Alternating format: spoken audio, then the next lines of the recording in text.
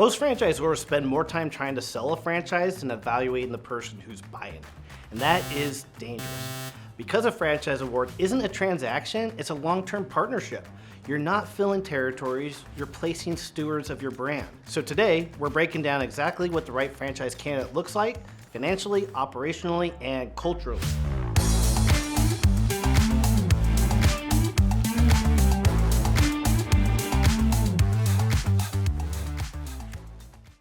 So before we get into what good looks like, we need to talk about what happens when you get this wrong, because the cost of a poor franchise partner is huge. Typically, a struggling franchisee doesn't just fail quietly. They strain your support team. They demand more hand-holding, more calls, more energy, more emergency intervention. You guys get the point. And every hour spent trying to rescue one location is an hour not spent helping high performers scale. But the damage goes further. One underperforming franchisee becomes a story other candidates hear. Validation calls shift, enthusiasm drops. Your development pipeline slows down, sometimes dramatically. Financially, it can be even more painful.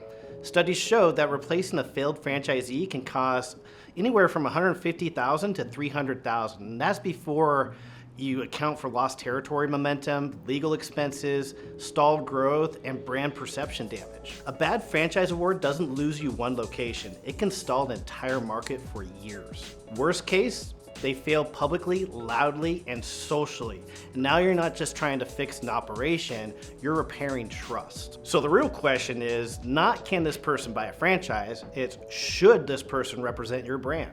Now that we kind of have an idea of the cost of awarding the wrong franchisee, the next step is knowing how to identify the right one. The strongest operators, the ones who scale, validate well, and protect a brand consistently, excel in three core areas. Those three areas are financial capacity, operational aptitude, and cultural alignment, which is really important. We'll talk about that in a second. You want to think of these as the three legs of a stool.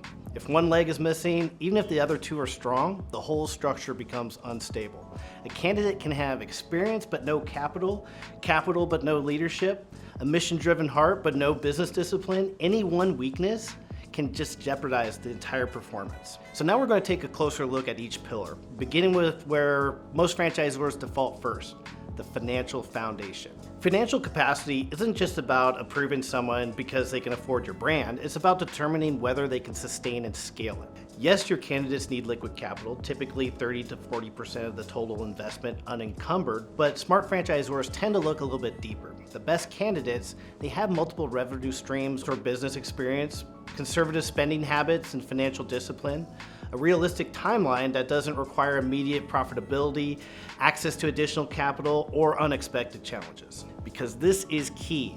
You don't want someone betting their last dollar on success. Because desperation never leads to calm decision making. And franchises require a steady operator, especially early on. Once capital gets them into the game, the next pillar determines whether they can actually run it effectively, which is operational aptitude. Money opens the door, but operational ability determines whether they stay in the room. Great franchisees think in terms of systems, not shortcuts. They understand scaling is about replicating what works rather than reinventing the wheel. You want to look for evidence of leadership experience, whether they're coming back from the military, they're corporate, or even entrepreneurial. They've managed people and processes. They have learning agility. They ask thoughtful questions and so they can absorb and implement training. They even have local market knowledge. They understand their community's needs and dynamics. Many of the best operators we've seen come from structured corporate environments. They know accountability, they know metrics, and they know how to lead people. But even if you're a skilled operator, they can still struggle if they don't align with your culture. And this is the final pillar, is often one that makes or breaks the entire relationship. While financial strength and operational skills are powerful, cultural alignment is where franchise relationships either thrive or fracture. The culturally aligned candidate has shared values. They generally believe in your brand's mission and customer promise. They have a collaborative mindset. They see the franchisor-franchisee relationship as a partnership, not necessarily a vendor relationship. They're growth-oriented, they're excited about building something bigger than just a single unit, they're coachable, I like that one a lot, and they respect the system while bringing constructive feedback. Now let's talk a little bit more about the discovery process itself. Your discovery process shouldn't feel like a one-sided sales pitch. It should be a two-way evaluation.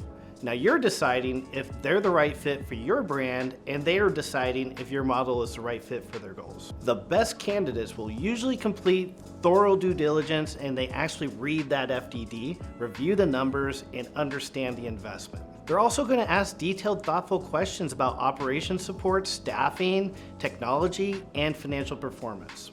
A lot of them, if able to, will spend time in existing locations to see how the business actually runs from day to day. They're going to speak with multiple current franchisees on their own, not just the ones you suggest. They're also going to build a clear business plan and timeline that shows how they'll launch, staff, and grow their business. Now, if someone is rushing to sign, glossing over documents, or trying to skip key steps in the process, you kind of want to proceed with extreme caution there.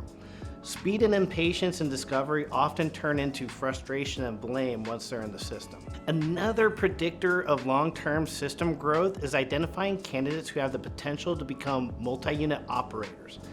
Today's best single-unit franchisees often become tomorrow's market developers, and they reveal that potential very early on. Now, these are the franchisees who will become your most valuable partners. They validate exceptionally well, stabilize new regions, and accelerate system-wide growth faster than almost any other factor. Now, I want you to think about it. At the end of the day, you're not awarding territories, you're building a community of owners who will carry your brand into markets you can't reach on your own. The best candidates bring strength in finances, skill in operations, and alignment with your mission. I'll urge you to slow down, choose intentionally, invest in the people who invest in you, because when you choose the right partners, you're not just expanding, you're building a legacy. The franchise partners who will truly move your brand forward are out there. They're the ones who see franchising as not as buying a job, but as investing in a proven system to build something meaningful for themselves and for your brand. When you take the time to identify them, support them, and bring them into your system intentionally, your entire organization grows stronger. And if you want to make sure you're approaching franchising the right way, hit the link below. We help brands choose the right franchisees every single day.